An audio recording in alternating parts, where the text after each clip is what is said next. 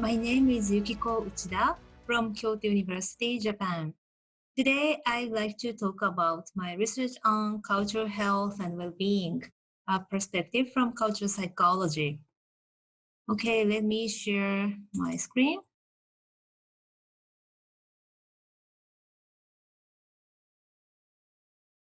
The cultural psychology, in we investigate how the meaning system in each cultural context, like a nation, institution, and community, connects and interacts with our psychological mechanisms, such as emotion, behavior, and cognition. So we try to investigate the dynamism from the macro process, like the institution and values and societal level environments, and the macro process, like a psychological behavior or mental health and emotion as well. And there are several layers, of course, in what is our social environment and the context. Like in a closer one is the daily practices, like a family, school, and work. And the larger layer, there's of course institutions in human society, like a language and a policy and the religiosity and law. And in the macro environment, there are, of course, socio-ecological environment and an ecological system as well. So through such dynamism, as a cultural psychologist, we try to rethink psychological universalism. And then also that we try to elucidate processes by which culture and psyche construct each other.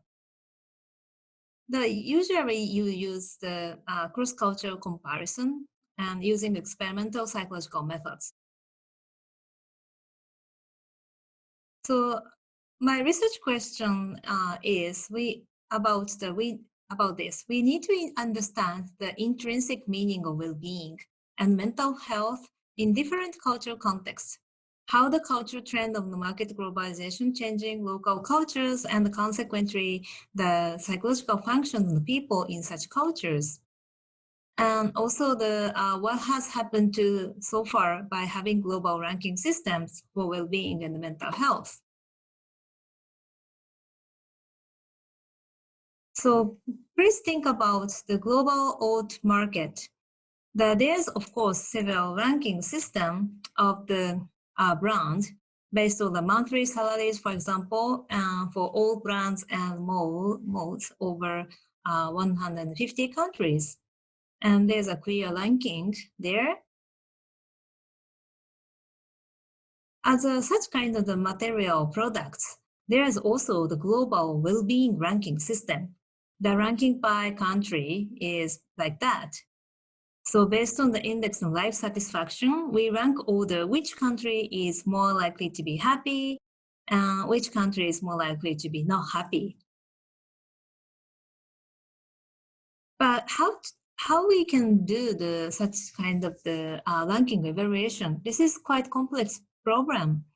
So even for Bhikkhu, for example, there are several aspects and features how to evaluate the vehicle, motor vehicle, like an engine, and there's the cost, performance, and fuel economy, and size, and so on. So based on the several types of the categories or features, we can, of course, use the ranking system based on the market value. But how about the nation or people? Like, can we do rank system by country's democracy or social security or GDP? Or for individuals, how we can compare our own well-being by intelligence, personality, or money? It is quite complex issue and more complex than other types of the products. But most of the cases, of course, there's some textbook that define the feature of the happiness. So we can see in the textbook in the North American context, like a happy person is someone with high self-esteem, high motivation, high education, and high competence and achievements, and good social relationship. Maybe most of you understand and agree with that kind of the definition, but maybe some of you don't agree with this definition of the happy persons. So this is, of course, the questionable, the whether we apply all those the definitions to several cultural contexts. The John Henrik and Steve Heine and Ara Norenzayan reported that and claimed that most people are not weird. This is kind of a very impactful title. Like they saying that most of the psychological research have been obtained through such weird samples. So weird here means that people from Western, educated, industrialized, rich, and democratic. So their claim is that most of the psychological definition, such as the well-being and the mental health, are defined through the research evidence conducted in such weird cultural sample. And most of the researchers try to apply the evidence to the other cultural context as well, without considering some cultural differences. So maybe I think this is something like a value colonization enhanced by the global ranking system. So we sometimes use and make the ranking system using the very few or even one dimension to explain the value. Then the indicators include an explicit or implicit value of the person and culture. And even for domains which have culturally flavored values, such as well-being, global rankings are employed. So not only well-being, but also like we sometimes use such kind of the global ranking system for mental health or education system, and so on. And the results affect the policy making. So sometimes some governments say, oh, our ranking system on the well-being is quite low, and we have to raise up the ranking evaluation of the well-being or life satisfaction and so on. Yeah, like OECD's ranking is always media coverage treated as a kind of big news, and they always showing somehow the Finland, Norway, Denmark is very highly ranked in the Better Life Index, and they try to analyze why. And this process itself is, of course, important, and I think it is the one of the steps to see what is important for increasing well-being and mental health. But just focusing such one-dimension scale is sometimes very problematic. So why do we need to understand culture? So here's an example of the GDP and subjective well-being relationship. It's quite famous figure, posed by Englehart. And horizontal axis is GDP per capita, and the vertical axis shows the subject well-being index. And we can see the impact of GDP on happiness decreases after a point. So, of course, we know some rich countries have higher well-being, but the impact is not like a linear regression model.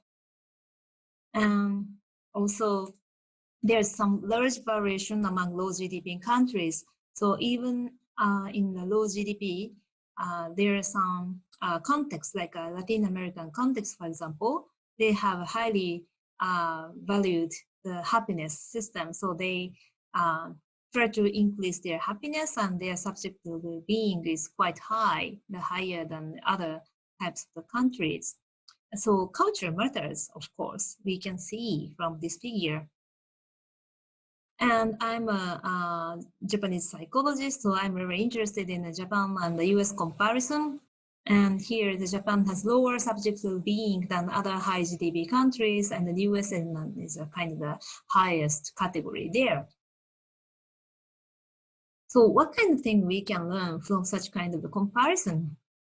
Why are happiness rating from Japan lower than that of the other industrialized countries? Some people say Japan is an unhappy society, less free choice, long working hours, or some people say, oh, there's some unhappy appraisal hypothesis, so like less likely to evaluate and appreciate positive environment, even though the Japan's the Gini index is quite low, and so the equity is quite higher than other countries, but and also the infrastructure is very good and safe, but still the Japanese people are not, appreciate the high appraisal, the emotion. So, however, these hypotheses depend too much on the concepts of the happiness that assume universal standards and do not fully consider cultural-specific concepts of happiness. So, this is the example of the one study I myself conducted about the meaning of happiness. So, we recruited Japanese and American participants, and we asked them to describe different aspects and features and effects of happiness, up to 5. And then participants were asked to evaluate how desirable each description was on a 5-point scale. So like this, they generated several types of the happiness-related emotions, like smiling, joyful, hugging someone, and so on. And then they rated the desirability score of each generated descriptions. And based on this desirability score, we can check whether the happiness has a positive meaning across cultures. And it's very interesting. So for American case, proportion of the positive descriptions generated by American participants, around 98% are positive description, like a desirable features are generated by American participants. Yeah, happiness is very good thing. And this leads energetic, or this leads maybe self-actualization and so on. And of course, happiness has a positive connotation in Japanese context as well, but not as much as American context. So as you can see, the proportion of the positive description is only 68% for Japanese case. And there are several undesirable meaning features have been generated by Japanese participants. For example, happiness elicits envy if I express it incorrectly, or I cannot improve myself if I feel happy, or happiness does not last. So these categories are more likely to be social concern, and also the harmony seeking related concern, and transcendental ideas of the happiness. But the standard index in the world to measure the life satisfaction and well-being is based on the weird sample. So life satisfaction scale, for example, is more likely to be focused attention to the self. Like I'm satisfied with my life, the condition of my life are excellent, and in most ways my life is close to my ideal. So this is more likely to be connected with the American type of the happiness. And as you can see, with using this scale, always the Japan and Korea showed the lower score than other countries. So how we can solve this kind of the measurements problem? One solution is we must be careful with simple mean source score comparisons. So of course there's response bias. And so it means that the East Asians prefer to use the center or middle of the scale and not using the edge of the scale. So this increase some cultural differences. And second, the optimal level of personal happiness differ in each culture. So for Japanese case, because of some social concern and transcendental ideas, happiness is not likely to be 100% ideal thing. So we have asked Japanese the percentage of the happiness in the ideal level, and they say, oh, maybe 70% of the happiness is the best and the ideal situation, not like a 100% happiness. It's quite interesting because the maybe they starting feeling fear, or they starting feeling about the concern of the jealousy from others, or maybe they sometimes feel like oh, the maybe too much happiness stop their self-incremental or self-improvement motivation. So optimal level might be different across cultures. And meaning of happiness also differs in each culture. So we have to investigate the meaning of happiness within each cultural context would be more, rather than just doing the mean cultural comparison.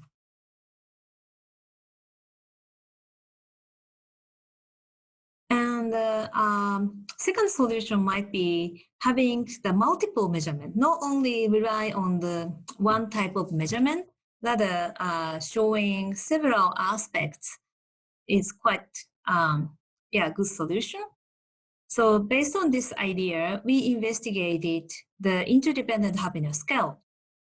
So this is the scale about interpersonal harmony, ordinariness, and quiescence. So contrary to existing well-being scales that tend to focus on measuring happiness from individual achievement, the interdependent happiness scale was constructed based on the Japanese idea of happiness. And this concept of interdependently attained happiness is found across cultures. So so here's a sample item, like compared to life satisfaction scale, interdependent happiness scale is more likely to be include others, and those around me or others, and then also the stable life or same level of living. It's quite, ordinariness is the focused attention. And interestingly, even though we devised this item from the Japanese cultural context, many countries value interdependent happiness as well, and the mean score is quite similar across cultures.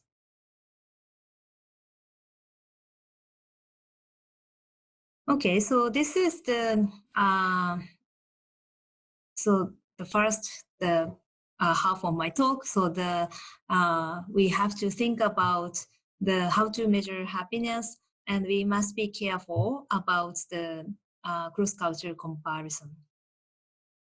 Okay, so second half of the presentation, I'd like to show some globalization and mental health issue in the current Japanese context. So due to globalization, people around the world have started to adopt universal rules to facilitate fair trading markets and focus on the global ranking system. So how has culturally dependent way of seeking happiness changed with globalization? So actually the Japanese working environments which enhance collective actions with low mobility. So this is quite the Japanese environment is more likely to be connect with together with the same group of people, and they are very more likely to be task is shared, and they share the destiny. Sometimes they say something like that. But however, globalization effect, we apply the paper performance system, and the job mobility is increased, and workers' rights are more likely to be focused. And this is more likely to be independence and the individuals oriented system. So because of the globalization, now the Japanese context, their dual model of the self are likely to be the two-floor house. Like first floor is the more infrastructural interdependence there, and second floor they are the independence newly built one. And based on several studies, we found that the independence related issue like a personal happiness or achievement orientation or getting some positive feedback from others works positively in the explicit evaluation of happiness. So when we use the self-reported measures, for Japanese workers, they feel like their independence or achievement orientation is quite important to see the higher well-being and reducing mental health. But how about the effect towards biological health? Why we focus attention to the biological health? Because we would like to know the eudaimonic well-being. So there's two types of well-being. One is hedonic type of well-being, like a positive, negative affect. This is more like the feeling elated and happiness and so on. And the eudaimonia is meaning in life. So sometimes the hedonia and the eudaimonia have this, of course, a different perspective. Like eudaimonia is seeking the meaning in life. So sometimes they don't feel not so much about the positive emotion, but still they sometimes feel eudaimonic meaning. And but of course, the eudaimonia and the hedonia is correlated each other for the individual as individual differences. But interestingly, if we can see the biological measure like epigenetics in the gene expression, inflammation markers called CTRA, the hedonic and the eudaimonic behave in a very different way. So hedonia increased CTRA reaction. It's a kind of the negative type of the biological, health related issue, like CTRA is an inflammation marker. So they sometimes increase the risk of the cardiovascular health and so on. By eudaimonia, decreasing the CTRA reactions. So these types of the two types of the well-beings behave in a very different way. And so we focus attention on this kind of the paradigm with using the CTRA reactions among Japanese workers. So we collected Japanese male full-time workers in a large Japanese IT firm, and we collected some self-reported data as well as the inflammation marker by the CTRA reactions. So interestingly, their self-reported measure more likely to be, independence orientation or achievement is quite related to the positive meaning. But to see the CTRA reactions, interdependence is good for biological health. Like the interdependence is connected to the negative correlation with the CTRA. So they may be decreasing the CTRA reactions. So as you can see, even independence orientation, like achievement orientation, is good for feeling positive emotions or positive evaluations by self-reported measures. But interdependence works well. As we can see, the biological health. So as a dual model of the self, independence is achievement, explicit will, and hedonic. So interdependence in Japanese context and social concern sometimes, and the community, but we get community social support and health and eudaimonic.